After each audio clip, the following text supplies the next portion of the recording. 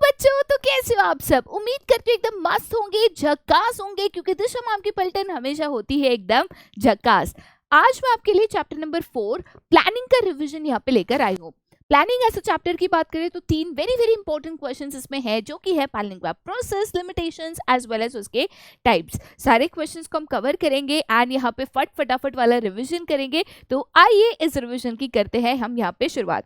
सबसे पहले अगर हम बात करें तो प्लानिंग का मतलब समझना बहुत जरूरी होता है। तो प्लानिंग एग्जैक्टली क्या है? हम कहते हैं planning is thinking in advance what to do, when to do, how to do and who is to do. तो यहाँ पे कहा जाता है planning bridges the gap between where you are today and where you want to reach in future. Planning हमेशा futuristic होता है, आगे का सोचकर हम प्लानिंग करते हैं, आने वाले कल के लिए हम प्लानिंग करते हैं, एडवांस पे डिसाइड करते हैं कि कौन कब कहाँ क्या काम करेगा।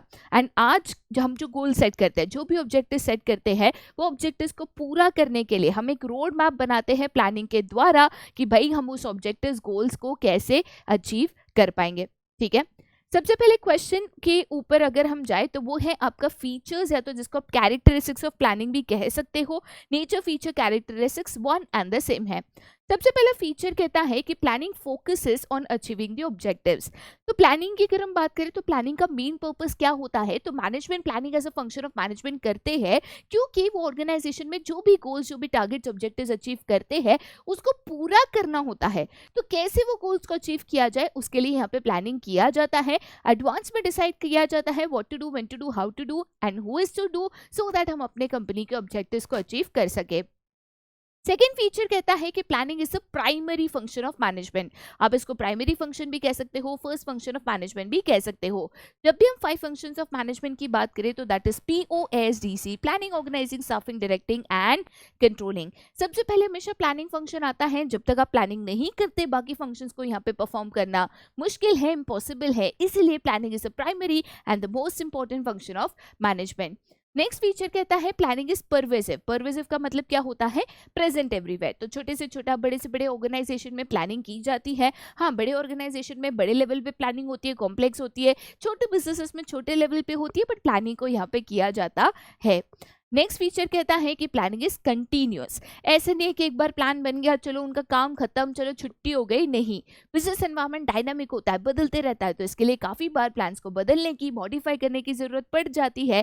एक बार प्लान बनाया, गोल अचीव हुआ, वापस प्लान करोगे, वापस गोल अचीव होगा। इसीलिए planning is a continuous process. Next कहते हैं प्लानिंग इज फ्यूचरिस्टिक। जैसे मैं आपको ऑलरेडी बता चुकी हूँ, प्लानिंग हमेशा आने वाले कल के लिए होती है, बीते हुए कल या आज के लिए प्लानिंग नहीं होती। इसलिए हम कहते हैं प्लानिंग क्या है? तो फ्यूचरिस्टिक यहाँ पे है, थिंकिंग इन एडवांस यहाँ पे है। नेक्स्ट है प्लानिंग इन्वॉल्व्स डिसीजन मेकिंग।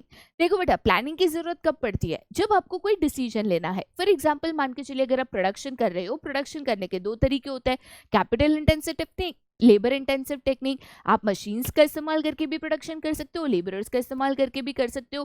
तो भाई आपको एक चॉइस करने हैं, जो भी ऑप्शंस आपके पास अवेलेबल है उसमें से बेस्ट ऑप्शन आपको सिलेक्ट करना है। इसीलिए प्लानिंग की जरूरत है। अगर आपके पास कोई ऑप्शन ही नहीं है, एक ही ऑप्शन आपके पास है, तो क्या ही तो प्लान करोगे दोस्त।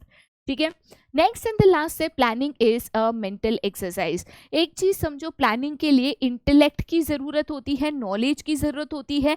ऐसे लोग जो इंटेलेक्ट है, मतलब जो इंटेलिजेंट है, जिनके पास एक्सपीरियंस, एक्सपर्टाइज है, वही प्लानिंग कर सकते हैं।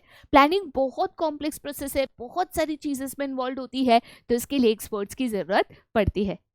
ठीक है, नेक्स्ट क्वेश्चन की अगर हम बात करें तो वो है यहाँ पे आपका इंपॉर्टेंस, जिसको आप सिग्निफिकेंस ऑफ प्लानिंग भी कह सकते हो। प्लानिंग परवेसिव है, सभी लोग प्लानिंग करते हैं, बट क्यों प्लानिंग को इतना इंपॉर्टेंट माना जाता है? सबसे पहला कारण है कि प्लानिंग प्रोवाइड्स डायरेक्शन।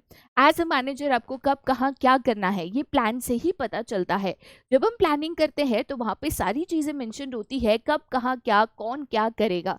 तो इसीलिए एज अ मैनेजर आप प्लान्स को रेफर करके अपने डिसीजंस ले सकते हो, नेक्स्ट स्टेप ऑफ एक्शन यहाँ पे अकॉर्डिंगली डिसाइड कर सकते हो।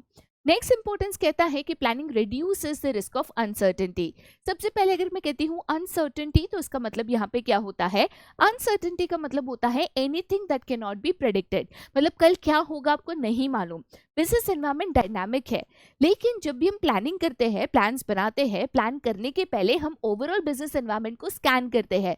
बिजनेस एनवायरनमेंट समझने के बाद ही प्लान्स को बनाया जाता है। तो इस केस में जो अनसर्टेनिटी होती है ना, वो कवर हो जाती है कि हाँ चलो कल क्या चेंजेस होंगे, क्या हो सकता है, नहीं हो सकता है, ये सोच समझ के उसको एनालाइज करके आज हम प्लान्स बना रहे हैं। तो कल उठ के अगर चेंजेस आए भी तो हमने उसकी तैयारी कर रखी है।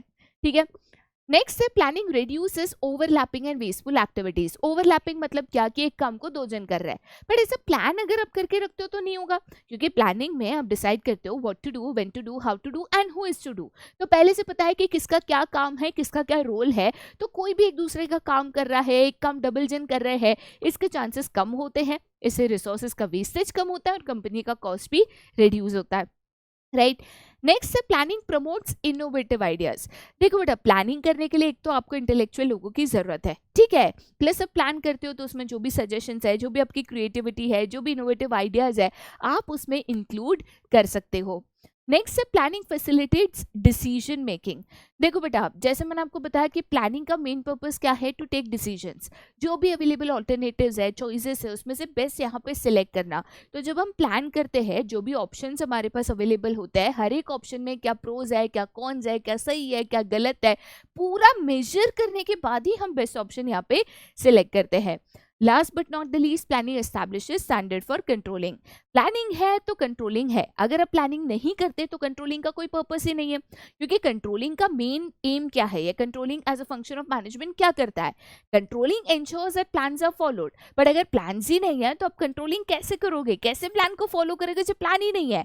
तो इसलिए प्लानिंग करना बहुत इंपॉर्टेंट है, विदाउट प्लानिंग आप कंट्रोलिंग कर ही नहीं सकते। ठीक है, चलिए आगे जाते हैं टू द नेक्स्ट क्वेश्चन, जो कि है लिमिटेशंस ऑफ प्लानिंग। यहाँ पे हम जो भी लिमिटेशंस डिस्कस करेंगे वो सिर्फ और सिर्फ यहाँ पे इंटरनल लिमिटेशंस होंगे। ठीक है, इंटरनल लिमिटेशंस ऑफ प्लानिंग की बात करें तो सबसे पहला लिमिटेशन ये है कि planning leads to rigidity. Rigidity का मतलब, या रिजिडिटी क्या होती है, जब भी हम प्लान बनाते हैं, ठीक है, प्लान करते वक्त या चीज़ों को जब आप प्लान कर रहे हो, तब जो भी सजेशंस है, आइडियाज़ है, क्रिएटिविटी है, इनोवेटिव आइडियाज़ है, सब आप सोच समझ के सुन के प्लान्स में डाल सकते हो। लेकिन एक बार जब प्लान बन जाता है, ठीक है, मतलब मान के चलो कि आपका प्लान यहाँ पे बन चुका है, तो प्लान बन जाने के बाद ये इनोवेटिव आइडियाज को लाना, या आपके कोई सजेशंस है, कोई एम्प्लॉय कहता है सर ऐसे नहीं ऐसे भी कर सकते हैं, ये बेहतर तरीका है, आप प्लान्स को बार बार नहीं बदल सकते।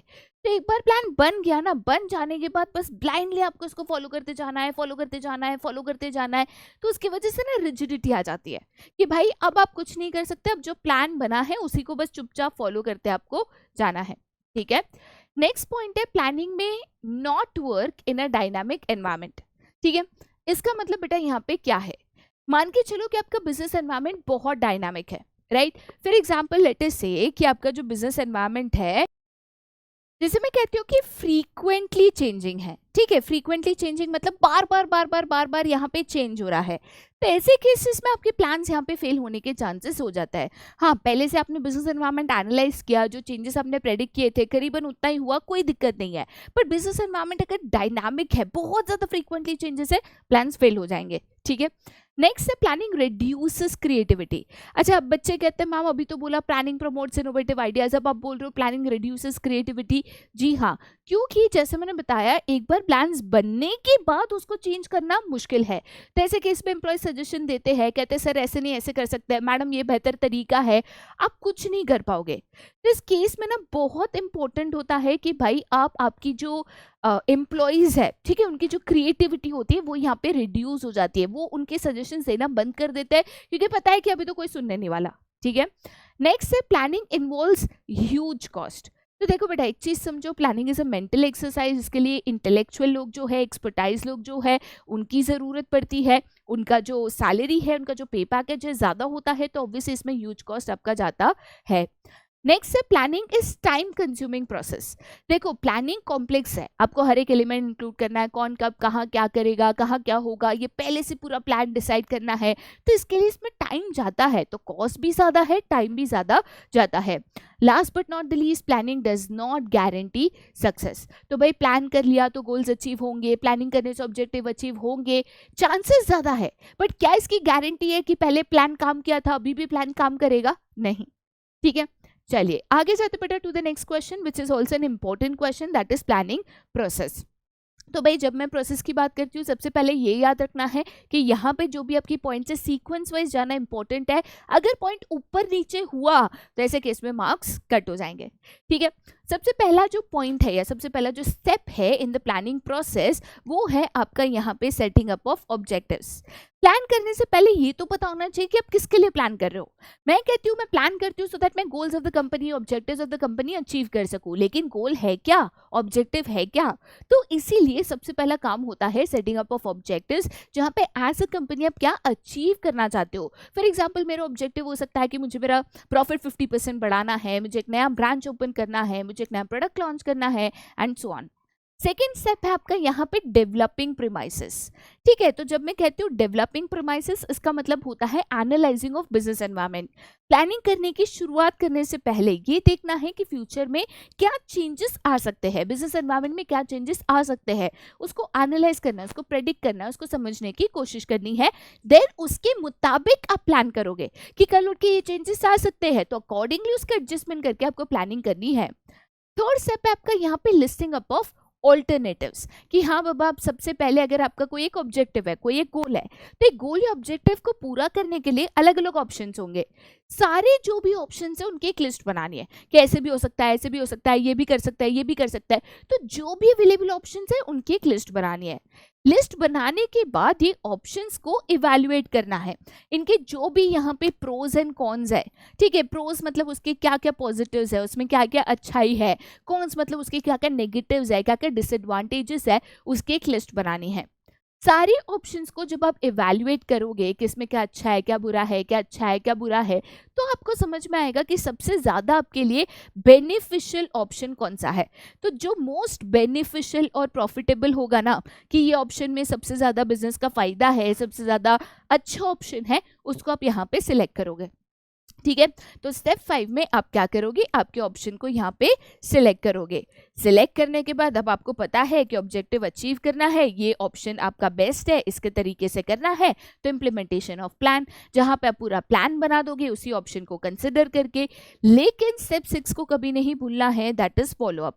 देखो बेटा बिजनेस एनवायरनमेंट डायनामिक है, चेंज होगा, तो इस तरीके से अगर आपने चेंजेस प्रेडिक्ट नहीं किए थे तो हो सकता है आपको प्लान को थोड़ा सा मॉडिफाई करना पड़े, थोड़ा सा बदलना पड़े। तो भाई सिचुएशन के मुताबिक प्लानिंग सही है कि नहीं, कहीं कुछ बदलाव करना है क्या, तो फॉलोअप की ज़रूरत पड़ती है। ठीक है, चलिए आगे जाते बेटा टू द नेक्स्ट, जो कि है आपका next topic and that is, अब हम यहाँ पे मोस्ट इंपॉर्टेंट क्वेश्चन की बात करें या सबसे ज्यादा जिसमें कंफ्यूजन होता है वो है आपके यहाँ पे types of plans. Types of plans को आप अगर देखो तो मेन 2 टाइप्स में क्लासिफाई कर सकते हो। जैसे कि फॉर एग्जांपल अगर मैं कहती हूँ टाइप्स ऑफ प्लान्स, तो मैं इसको यहाँ पे क्लासिफाई कर सकती हूँ इनटू सबसे पहली कैटेगरी जो कि है आपका यहाँ पे सिंगल यूज प्लान। ठीक है, सिंगल यूज प्लान का मतलब यहाँ पे क्या होता है, एक ऐसा प्लान जिसको आप एक पर्टिकुलर पर्पस या एक पर्टिकुलर गोल के लिए यहाँ पे बनाते हो। एक बार वो प्लान यहाँ पे गोल अचीव कर लेता है या प्लान का काम खत्म हो जाता है, फिर वो प्लान कोई भी इस्तेमाल का नहीं होता, आप उसको रिपीटेटिवली यूज नहीं करते, प्लान खत्म, वो आप डिस्कार्ड कर देते हो, उसको छोड़ देते हो, उसको फेंक देते हो। ठीक है, उसका एग्जैक्ट ऑपोजिट होता है यहाँ पे आपका स्टैंडिंग प्लान। स्टैंडिंग प्लान का दूसरा नाम है रिपीट यूज प्लान या तो रिपीटेटिव प्लान, क्योंकि standing plan repeat use plan होता है, आप उसको रिपीटेटिवली यूज करते हो जब आपकी जो पर्पसेस है या ऑब्जेक्टिव्स है वो रिपीटेटिव होता है। मतलब हर साल आपको सेम चीज करनी है, जैसे कि एडमिशन का प्रोसीजर है, हर साल सेम प्रोसीजर होता है, तो ये रिपीट यूज प्लान हो गया। रूल्स है, रिपीट यूज प्लान है, हर साल सेम रूल्स होता है, तो उसको हम कहते हैं स्टैंडिंग प्लान। तो बेसिकली प्लान्स को 2 इंपॉर्टेंट क्लासिफिकेशंस पे क्लासिफाई किया जाता है, standing plan as well as single use plan. Single use plan मतलब use and throw, standing plan मतलब जो बार बार रिपीटेटिवली सेम प्लान यूज होता है। ठीक है, अगर मैं टाइप्स ऑफ प्लान्स की बात करूं तो सबसे पहला टाइप जो आप यहाँ पे पढ़ोगे वो है आपका यहाँ पे ऑब्जेक्टिव। ऑब्जेक्टिव की बात करूं तो ऑब्जेक्टिव की खासियत ये है कि स्टार्ट ऑफ प्लानिंग भी है और एंड ऑफ प्लानिंग भी है। जैसे प्लानिंग प्रोसेस की शुरुआत करते हो bye setting up of objectives. Planning कब खत्म होता है, जब आपके ऑब्जेक्टिव्स अचीव हो जाता है, तो स्टार्ट ऑफ प्लान भी है, एंड ऑफ प्लान भी है। ऑब्जेक्टिव्स ना स्टैंडिंग प्लान है ना सिंगल यूज प्लान है। देखा जाए तो इसके पीछे कारण यही है कि सिर्फ जो आपके ऑपरेशनल प्लान्स होते हैं वो स्टैंडिंग या सिंगल यूज में क्लासिफाई होते हैं। जो आपके मैनेजरियल प्लान्स होते हैं जैसे ऑब्जेक्टिव एंड स्ट्रैटेजी, ना वो सिंगल यूज प्लान है ना वो स्टैंडिंग प्लान है। As a company, as a manager, जब भी आप ऑब्जेक्टिव्स यहाँ पे सेट करो तो आपके ऑब्जेक्टिव स्मार्ट होने चाहिए। बेसिकली उसमें ये 5 कैरेक्टरिस्टिक्स यहाँ पे मौजूद होनी चाहिए। एस का मतलब है स्पेसिफिक। स्पेसिफिक आपके ऑब्जेक्टिव्स होने चाहिए, क्या करना है। जैसे कि फॉर एग्जांपल मैं ऐसे नहीं कह सकती हूँ कि मुझे कुछ अच्छा करना है, मुझे एग्जैक्टली क्या करना है ये आपको यहाँ पे मेंशन करना है। एम फॉर मेजरेबल, जब भी आप ऑब्जेक्टिव सेट करो तो वो क्वांटिफाई करो। अगर आपके ऑब्जेक्टिव क्वांटिफाइबल नहीं है, मेजरेबल नहीं है, तो ऑब्जेक्टिव पूरा हुआ कि नहीं हुआ ये पता नहीं चलेगा। जैसे कि फॉर एग्जांपल मुझे प्रॉफिट बढ़ाना है, लेकिन कितना, 10%, 20%, 30%, वरना पता कैसे चलेगा कि आपका ऑब्जेक्टिव अचीव हुआ कि नहीं। Third, A is for attainable. Attainable का मतलब क्या है कि भाई जब भी ऑब्जेक्टिव सेट करो तो ऐसा ऑब्जेक्टिव सेट करो जो आपकी कैपेसिटी हो, आपके जो रिसोर्सेज है, जो भी आपकी कैपेबिलिटी है, कैपेसिटी है, ऐसे ऑब्जेक्टिव सेट करो। हाँ वो चैलेंजिंग हो सकता है, बट ऐसा मत करो कि नॉन अटेनेबल है, अचीवेबल ही नहीं है। आपने मतलब वो कहावत है ना, जितनी चद्दर उतना पैर फैलाओ, मतलब आपने चद्दर नापी नहीं और बस पैर फैला दिए, ऐसा नहीं हो सकता है, ठीक है। नेक्स्ट है यहाँ पे रेलिवेंट। रेलिवेंट का मतलब यहाँ पे क्या होता है कि ऑब्जेक्टिव्स ऐसे होने चाहिए जो आपकी कंपनी को लेकर, आपके प्रोडक्ट को लेकर, आपकी प्रॉफिट को लेकर यहाँ पे हो। कभी भी ऑब्जेक्टिव ऐसा नहीं हो सकता है जिसका आपका कंपनी से कोई लेना देना ही नहीं है। Last but not the least, time bound होना चाहिए। जब भी आप गोल सेट करो तो कितने समय में वो गोल अचीव करना है वो भी यहाँ पे मेंशन होना चाहिए। तो जब भी आप ऑब्जेक्टिव सेट करो आपको ये ऑब्जेक्टिव में ये चीजें यहाँ पे ध्यान रखनी है, ठीक है।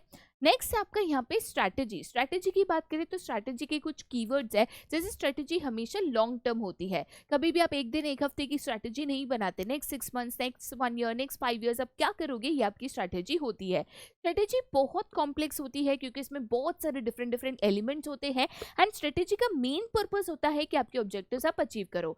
तो इसीलिए ऑब्जेक्टिव्स बनने के बाद ही स्ट्रैटेजी को बनाया जाता है। अगेन ये मैनेजरियल प्लान है, इसलिए ना ये सिंगल यूज है ना ये स्टैंडिंग प्लान यहाँ पे है, राइट। उसके बाद हम आते हैं टू द नेक्स्ट प्लान जो कि है आपकी पॉलिसी, या तो पॉलिसीज आप इसको कह सकते हो। पॉलिसी एक टाइप ऑफ स्टैंडिंग प्लान है। पॉलिसी का मेन पर्पस या मेन एम क्या होता है, कोई भी रिपीटेटिव या जनरल प्रॉब्लम है उसका यहाँ पे सोल्यूशन देना। फॉर एग्जाम्पल जैसे मैं कहती हूँ अपॉइंटमेंट ओनली पॉलिसी, बहुत सारे सलून्स में, स्पास में अपॉइंटमेंट ओनली पॉलिसी होती है। क्यों? क्योंकि उनके यहाँ पे भीड़ हो जाती है, लोग आ जाते हैं, दिन कौन पहले कौन बाद में, बहुत क्योस हो जाता है। तो ये एक रिपीटेटिव प्रॉब्लम है जिसके लिए हमने पॉलिसी बना दी अपॉइंटमेंट ओनली पॉलिसी। सिमिलरली बहुत जगह पे पॉलिसीज होती है नो क्रेडिट पॉलिसी, भाई उधारी पे देते हैं, पीछे भागो, फोन करो, आज दे रहे, कल दे रहे, परसों दे रहे, बहुत परेशानी होती है। तो मैंने उसके लिए एक पॉलिसी बना दी नो क्रेडिट पॉलिसी। पॉलिसी एक जनरल प्रॉब्लम का सोल्यूशन होता है और इसीलिए पॉलिसीज हम यहाँ पे बनाते हैं, राइट।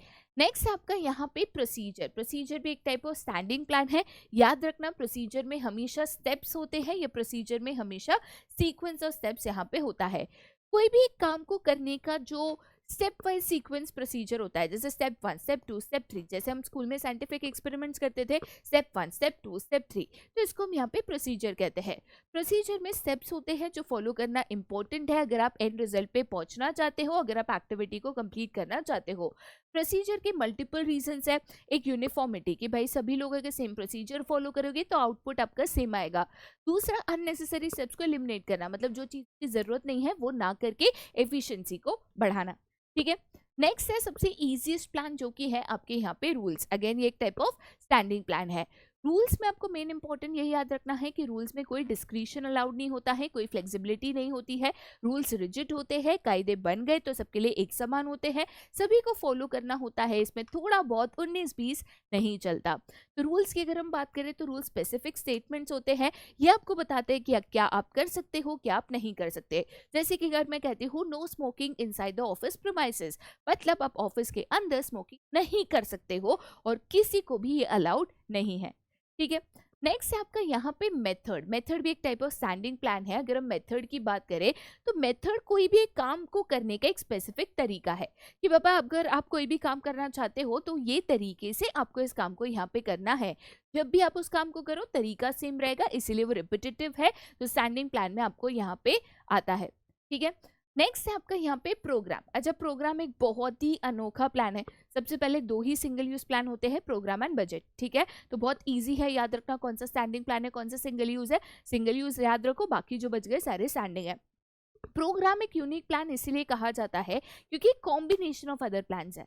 तो जब भी आप प्रोग्राम बनाते हो ना तो उसमें पॉलिसी, मेथड, सब कुछ उसमें ऐड हो जाता है, रूल्स भी है, सब कुछ उसमें ऐड होता है। तो सारा कुछ ऐड करके आप टोटल प्रोग्राम बनाते हो। ठीक है, तो जैसे कि for example construction of bridge करना है, कंस्ट्रक्शन ऑफ रोड करना है, कंस्ट्रक्शन ऑफ डैम करना है, तो इसके लिए प्रोग्राम्स बनाए जाते हैं। It is a combination of other plans. ठीक है, last but not the least आता है आपका बजट। जैसे मैंने बताया, दो ही सिंगल यूज प्लान है, programme as well as budget. तो बजट की अगर हम बात करें, बजट भी एक type of single use plan है, जहां पे बजट एक लौता ऐसा प्लान है जो न्यूमेरिकल फॉर्म में यहाँ पे होता है। तो बजट मतलब एक्सपेक्टेड रिजल्ट। फॉर एग्जाम्पल अगर आप कहते हो कि आपका एक सेल्स बजट है, ठीक है, तो अगर मैं कहती हूँ कि भाई मेरा एक सेल्स बजट मैंने बनाया हुआ है, जहां पे मेरे जो यूनिट्स है, टोटल मैं कह रही हूँ कि कम से कम 10,000 यूनिट्स पर मंथ मैं बेचूंगी। ठीक है, पर यूनिट जो मेरी प्राइस है वो है 20 रुपीज। ठीक है, तो मेरा जो सेल्स बजट है वो कितना बनेगा? सेल्स बजट बनाने के लिए आप यहाँ पे यूनिट्स इंटू प्राइस है तो क्वांटिटी इंटू प्राइस यहाँ पे करोगे, 10,000 इंटू 20 रुपीज करोगे, that will be 2 lakh rupees. ठीक है, तो ये एक तरीके से आपका सेल्स बजट बन गया। कहने का तरीका ये है कि मेनली जो आपका बजट होता है न्यूमेरिकल फॉर्म में होता है, आपका एक्सपेक्टेड रिजल्ट होता है कि मेरा मंथली एक्सपेक्टेड सेल्स इतना है। हाँ, इससे कम भी हो सकता है, इससे ज्यादा भी हो सकता है, ऐसा नहीं है कि 2 लाख बोला तो 2 लाख होगा ही, कम भी हो सकता है, ज्यादा भी हो सकता है, बट मैंने एक बजट यहाँ पे सेट करके रखा है। ठीक है, तो इसी के साथ जो हमारा प्लानिंग का रिविजन है वो भी यहाँ पे खत्म होता है। उम्मीद करती हूँ थोड़ा सा कॉम्प्लेक्स चैप्टर है, बट रिवीजन में फटाफट रिवीजन यहाँ पे हो चुका होगा। याद रखना, रिवीजन करने से पहले आपको चैप्टर को डिटेल में करना है, तब जाकर ये कंसेप्ट्स का रिवीजन आपको आसान लगेगा, वरना कंफ्यूजिंग यहाँ पे हो सकता है। आगे हम नेक्स्ट चैप्टर के साथ जरूर मिलेंगे, ऑर्गेनाइजिंग जो हमारा नेक्स्ट चैप्टर है उसके साथ। बट तब तक पढ़ते रहिएगा, मुस्कुराते रहिएगा, बहुत ही जल्द हम वापस मिलेंगे। अभी के लिए bye bye and take care.